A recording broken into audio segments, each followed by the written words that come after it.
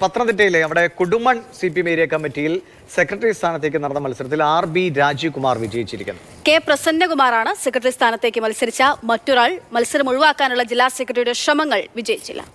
CK Abhilal വിവരങ്ങൾ നൽകും. അഭിലാൽ, തർക്കങ്ങളില്ലാതെയാണോ മത്സരം നടന്നു? ഓക്കെ, പക്ഷേ വേറെ തർക്കങ്ങൾക്ക് എന്തെങ്കിലും സാഹചര്യം ഉണ്ടായിരുന്നോ, അതോ പ്രശ്നങ്ങളില്ലാതെ കാര്യങ്ങൾ മുന്നോട്ട് പോയോ?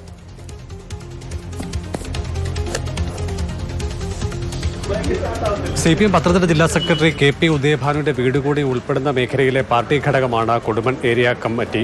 ഇതിന്റെ സമ്മേളനം 2 ദിവസമായി നടന്നു വന്നത് കലഞ്ഞൂരിലാണ്. 2ാം ദിവസത്തെ ഏറ്റവും പ്രധാനപ്പെട്ട ഭാഗം എന്നുള്ളത് പുതിയ കമ്മിറ്റിയുടെ തെരഞ്ഞെടുപ്പാണ്. 20 അംഗ ഏരിയ കമ്മിറ്റിയെ തെരഞ്ഞെടുത്തു. അത് പ്രതിനിധികൾ കൈയടിച്ച് പാസാക്കി. തുടർന്ന് സെക്രട്ടറി സ്ഥാനത്തേക്കുള്ള തെരഞ്ഞെടുപ്പ് വന്ന ഘട്ടത്തിൽ ആദ്യമായി നിർദ്ദേശിക്കപ്പെട്ട പേര് RB രാജീവിൻ്റെതായിരുന്നു.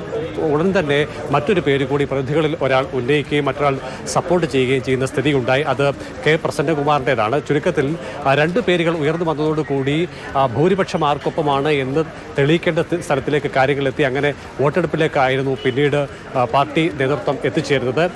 അതായത് ആരെല്ലാം ആദ്യഘട്ടത്തിൽ പറഞ്ഞ പേരിനെ പിന്തുണയ്ക്കുന്നു അങ്ങനെയുള്ളവർ കൈ ഉയർത്തുക എന്നുള്ള തരത്തിലാണ് വോട്ടെടുപ്പ് നടന്നത്. RB രാജീവിനെ 13 പേരും K. പ്രസന്നകുമാറിനെ അവശേഷിക്കുന്ന 7 പേരും മാത്രമാണ് പിന്തുണച്ചത്. അങ്ങനെ വോട്ടെടുപ്പിനൊടുവിൽ RB രാജീവ് സെക്രട്ടറി സ്ഥാനത്തേക്ക് തെരഞ്ഞെടുക്കപ്പെട്ടു. ഈ വോട്ടെടുപ്പ് ഒഴിവാക്കുന്നതിനായി ജില്ലാ നേതൃനിരയിലെ പ്രധാനപ്പെട്ട ആളുകളൊക്കെ തന്നെ ശ്രമം നടത്തിയെങ്കിൽ പോലും 2ാമത്തെ പേര് നിർദ്ദേശിച്ചതിന് പിന്തുണ കൂടി വന്ന സാഹചര്യത്തിൽ വോട്ടെടുപ്പല്ലാതെ മറ്റ് മാർഗങ്ങളില്ലാത്ത സ്ഥിതിയിലേക്ക് കാര്യങ്ങൾ എത്തുകയായിരുന്നു.